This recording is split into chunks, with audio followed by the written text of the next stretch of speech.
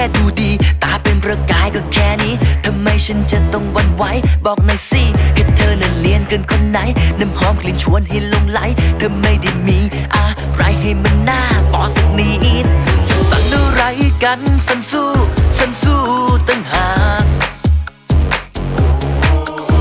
ห่วงแต่เธอนั้นละเดียวถูกฉันบอกรักขึ้นมาแล้วจะรับมือไม่ทันกลัวที่ไหนเกรงใจรับนะไหนใครว่าไม่กล้าเข้าไปจะให้ลุยตอนนี้เลยก็ยังไหวเธอเลยอย่าถอยไปสักก่อนเดี๋ยวรู้กัน